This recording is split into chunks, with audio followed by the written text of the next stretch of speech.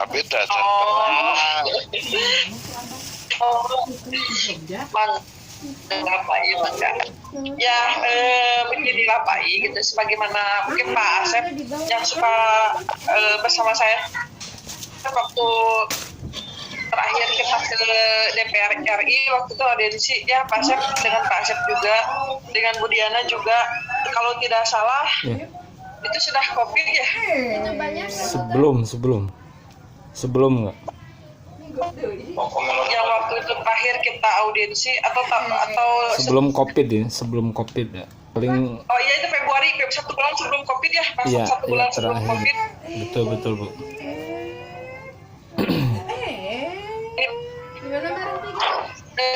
Dari FPG tidak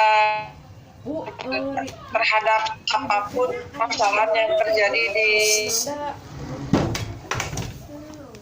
pendidikan sebetulnya tetap bergerak gitu, walaupun ada gerakan yang dilakukan secara massal gitu, artinya rame-rame, ada gerakan yang menggunakan cara audiensi, ada juga yang hanya saya berdua dengan kliennya, misalnya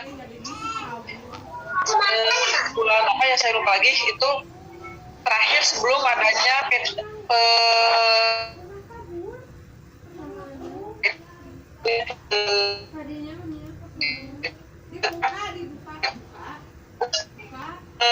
mempertanyakan gitu berbagai hal, satunya mengenai P3K guru honorer madrasah gitu.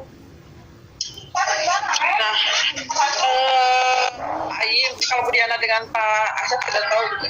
Dari 2020 yang 1 bulan sebelum COVID itu kami sudah melakukan audiensi dengan anggota DPR waktu itu. Salah satunya adalah SK Infasing, terus Infasing terhutang. Ya, ini terhutang yang di tahun 2019 ya pada saat itu. Terus di luar itu juga saya dengan Pak Yanet sering bolak-balik ke Jakarta, khususnya mengenai P3K.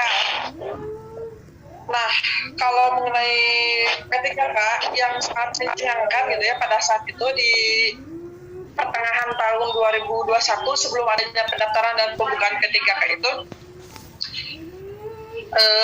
BKN ternyata tidak menerima. Jadi gini, kan kalau mau daftar P3K itu kita harus masuk ke Dapodik dulu kalau yang sekolah dinas itu.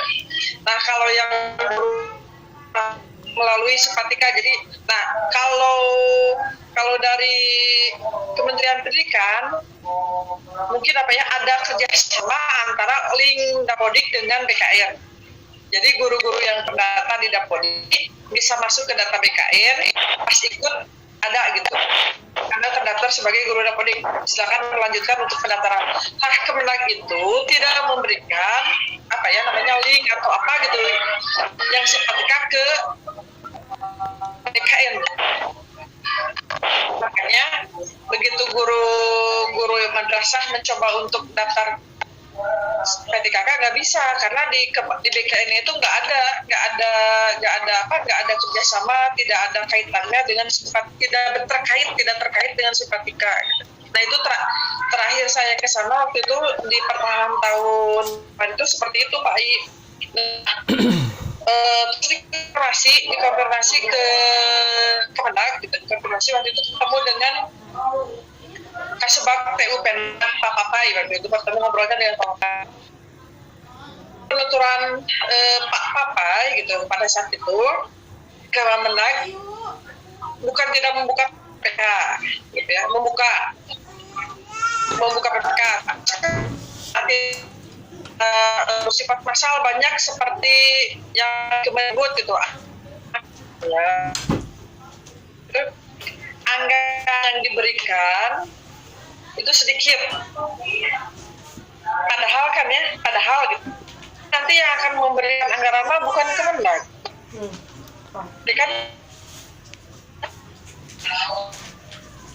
kan PNS dari negara bukan administratif. Kemudian yang kedua, nah kalau yang keduanya kami masih bisa menerima alasannya karena jumlah sekolah negeri di Kemenag itu sedikit. Jadi jumlah MI negeri, MTs negeri, mandiri itu sedikit. sehingga tidak membuka PTK secara luas itu. Yang untuk semua guru hormat, alasannya adalah sekolah negeri di madrasah itu sedikit.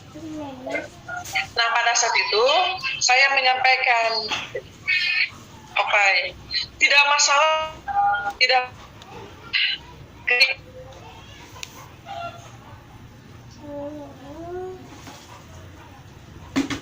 kota. Saya menyampaikan sebetulnya bukan jadi masalah jumlah negeri di Kemenag, madrasah negeri di Kemenag itu sedikit. MTS cuma 2, hanya cuma 1 daerah gitu. Yang penting guru honorer madrasah punya kesempatan yang sama dengan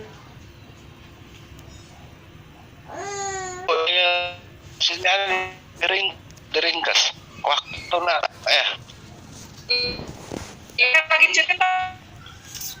Kalau tidak diceritakan, ini Pak Ayu, ini kalau esensi berarti gini, kami sudah melakukan perjuangan P3K, kami itu gitu esensinya maksud supaya jelas gitu Pak Ayu, bahwa pada saat itu saya sudah meminta Kemenag, tidak masalah momennya cuma sedikit, MTS sedikit, yang penting guru honorer madrasah bisa sama-sama punya dengan guru ikut terserah nanti mau bersaing dengan guru di sekolah dinas, mau bersaing dengan K2, mau bersaing, yang penting bisa ikut P3K aja. Pada saat itu begitu.